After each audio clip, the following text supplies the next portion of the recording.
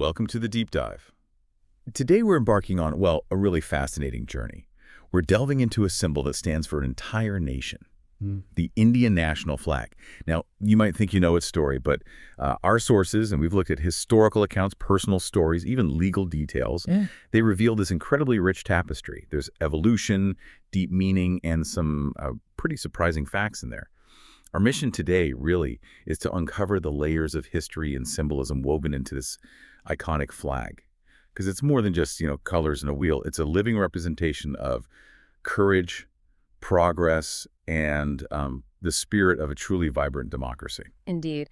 And what's so fascinating here, I think, is how a national symbol like this isn't static. It doesn't just appear. It's born from ideas, right? Then it's shaped by powerful movements, and it's continuously reinterpreted by the nation itself. So we'll trace its origins from those very early concepts through pivotal designs all the way to, the legal guidelines that govern how it's displayed today. Okay, sounds great. Let's unpack this. Let's discover the surprising journey of the Tiranga, as it's affectionately known, and what it truly symbolizes for you, the citizen. So when we think of the Indian flag, that specific image just comes straight to mind, doesn't it? But its path to that iconic design was, well, anything but straightforward. It was marked by several really distinct predecessors. What was that very first sort of visual expression, that nascent national identity taking shape? That's a great question. And it really reveals how the flag sort of evolved alongside India's independence movement, the national consciousness itself. The very first unofficial flag was actually hoisted way back on August 7th, 1906. That was at Parsis Began Square in Calcutta. Calcutta, 1906. Okay. Tell us about that first one, what it looked like. Beyond just the visuals, what message was it trying to send in that specific political climate? How did it set the stage? It was quite a statement for its time. Visually, it had 3 horizontal stripes, green at the top, yellow in the middle, and red at the bottom. But crucially, it also included 8 white lotuses on the top stripe and the inscription Vande Mataram, a really powerful nationalist slogan, in the center, plus symbols of the sun and a crescent moon on the bottom stripe. So immediately signaled a distinct Indian identity, moving away from purely colonial symbols. Wow. So a really rich symbolic start, already packed with meaning right from the get-go. And then, not too long after that, another design popped up, but this time in Europe. What does that tell us? Yeah, it really highlights the global dimension of the movement. In 1907, Madame Cama and a group of Indian revolutionaries in Paris, they designed their own flag. It was similar conceptually to the 1906 one, yeah, but with some changes in the arrangement, the colors, the symbols. It shows that this wasn't just a domestic struggle. It was gaining international support, and the flag was becoming a kind of visual rallying point, even for those in exile. Right, a symbol across borders. Okay, then fast forward to 1917. The Home Rule movement brings yet another design. What stands out to you about that one? Especially considering the political landscape back then. This flag, introduced during Bal Gangadhar Tilak in Anna Besant's Home Rule movement, which was a really significant campaign for self-governance within the British Empire, remember? It featured 5 red and 4 green horizontal stripes, alternating. But what's really notable, maybe even surprising looking back, is that it also included the Union Jack, right in the top left corner, alongside a crescent moon and a star. This reflects that specific phase of the struggle, doesn't it? Aiming for a self-rule within the empire, not necessarily complete independence yet. Ah, okay. So those early flags were almost like drafts, setting the stage. But here's where it gets really interesting, I think. Mahatma Gandhi's role. It seems pivotal, transformative even, in shaping the flag. How did his vision fundamentally change where the flag was heading? It absolutely did. His proposal in 1921 was a huge leap forward. It moved beyond just, symbols of identity towards representing national unity and, crucially, self-sufficiency. The initial design concept itself was primarily conceived by Pingali Venkaya. He's often called the father of the Indian flag. Pingali Venkaya. Okay, that's a name we should remember, a foundational figure. It sounds like he did much more than just design the flag, though. What else should we know about him? Oh, he was a true polymath, really, and a dedicated freedom fighter from Andhra Pradesh. He was a geologist, an agriculturist. He'd even served in the British Indian Army during the Boer War in South Africa. So his background was incredibly broad, and that likely informed his approach, providing that basic conceptual framework that Gandhi then really championed and built upon. Right. And what was Gandhi's initial thought on the colors? How did that vision evolve to become more inclusive? Well, initially, the design he proposed had just 2 colors, red for Hindus and green for Muslims. But pretty quickly, white was added to represent all the other communities in India, embodying a much broader, more inclusive national unity. And critically, the spinning wheel, the charkha, was incorporated right in the center. That was Gandhi's specific addition, symbolizing self-reliance, the dignity of labor, and economic independence from colonial rule. The charkha, a powerful symbol. So what does all this mean for the flag we recognize today? How did this conceptual framework lead directly to its modern form? It was the direct precursor. This framework led straight to the 1931 resolution by the Indian National Congress. They formally adopted a tricolor flag, saffron at the top, white in the middle, and green at the bottom, with the charkha still there in the center. That 1931 design, it's almost identical in its layout and colors to the modern flag. It really established that iconic color scheme. Okay, so after decades of evolution, this long, hard struggle, the flag finally takes its current universally recognized form right before independence. What was that final defining moment? That moment came on July 22, 1947, just weeks before India gained independence. The Constituent Assembly, the body that was drafting India's constitution, shaping the new democracy, they formally adopted the current national flag. It solidified those colors, saffron, white, and green. But crucially, it introduced a very significant change in the central motif. Right, the central motif. Let's break down the significance of those colors first, though, as they are now officially defined. What core values do they embody for the new nation? Okay, so the saffron at the top, that stands for courage and sacrifice, remembering the fight for freedom. White in the middle represents truth, peace, and purity, sort of aspirational values for the new republic.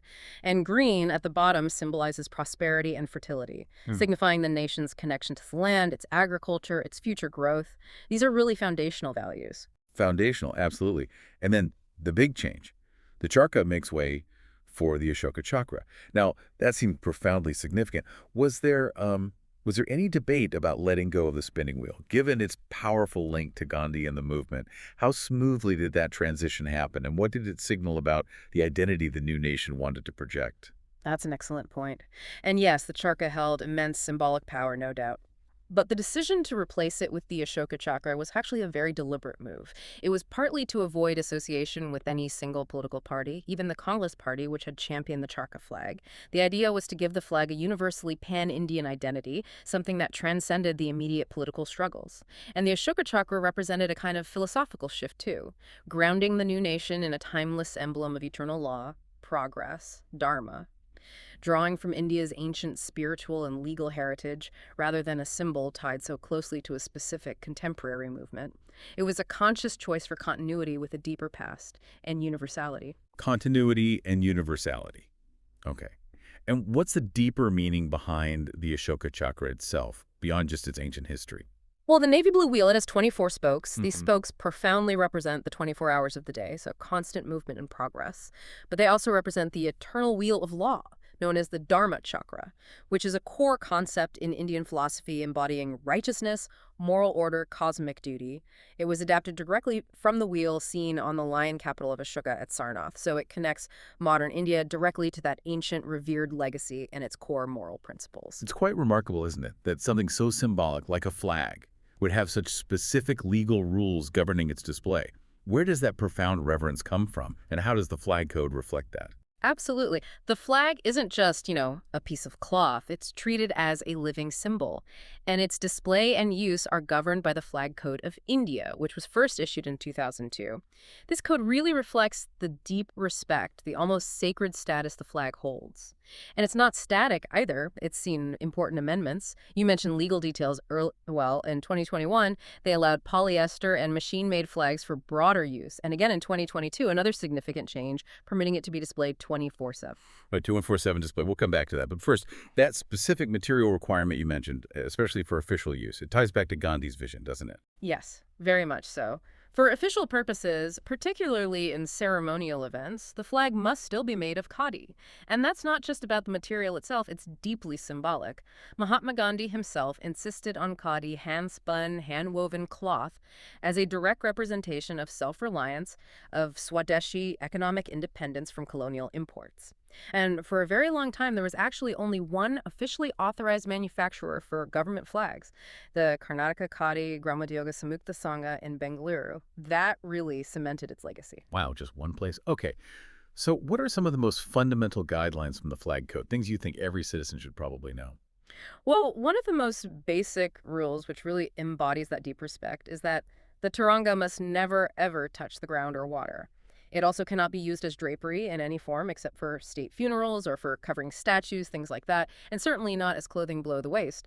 The underlying intent behind rules like these is always about maintaining the flag's dignity, treating it as a sacred representation of the nation itself. Maintaining dignity. Okay.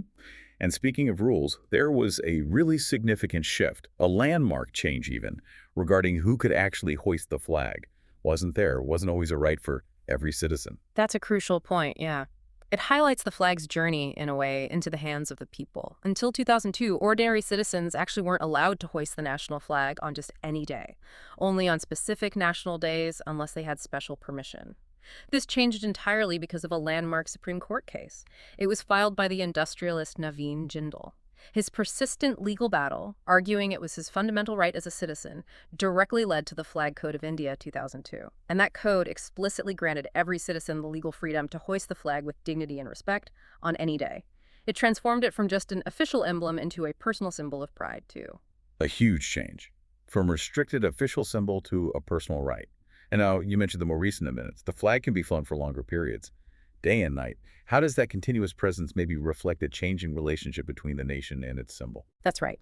Following the 2022 amendment to the Flag Code, the Turanga can now be flown day and night, provided it's in the open and flown by a member of the public. It used to be strictly sunrise to sunset, if it's on the house of a member of the public. For official buildings and contexts, there are still specific rules about illumination if flown at night. But allowing it on homes 24/7, it's a subtle shift, but significant. It implies this constant, visible presence, reflecting perhaps a growing sense of continuous national pride and identity. Always on display, always there. Always there. Okay, so the flag is governed by these deep rules, reflecting its profound status. Yeah. But beyond the regulations, its incredible journey clearly continues to inspire and resonate, even in some unexpected ways. Let's maybe touch on a couple of final examples, sort of fun facts, if you like, that really show the flag's remarkable reach and the pride it instills. Sure. Well, one fascinating one is space. The Indian national flag actually went to the moon, well, orbited the moon, aboard the Apollo 15 mission back in 1971. It was carried as a goodwill gesture alongside the flags of many other countries, a kind of testament to India's growing global presence even then. And closer to home, as of recent records, the world's tallest Indian flag, it stands at an impressive 360 feet high, that's 110 meters. It was hoisted in Attari, right near the Wagah border in Punjab, a very symbolic location. Wow. Space and record heights. So these facts, they're more than just trivia, aren't they? They really speak to how this flag, born from a struggle for freedom, has become this dynamic symbol of national pride, ambition, Uh-huh. literally reaching for the stars and standing incredibly tall. Absolutely. It's quite a journey from those earliest iterations, with lotuses and stars, through Gandhi's profound vision of self-reliance with the charkha, to its final adoption with the unifying Ashoka chakra. This deep dive really shows the incredible layered story of the Indian national flag. It really does. Yeah. And it's a powerful reminder, I think, that national symbols like this, they aren't static museum pieces. They are living embodiments of a nation's past, its present, its hopes for the future, constantly gaining new meaning, new relevance through history, and importantly, through the actions of its people. Exactly. And perhaps it leaves you, the listener, wondering, how do the symbols of your own nation or any nation evolve with its people? And what new meanings might they gather in the future as society continues to change and transform? A great thought to end on. Thank you for joining us on this deep dive into the really quite extraordinary story of the Indian national flag. We hope you gained some aha moments today.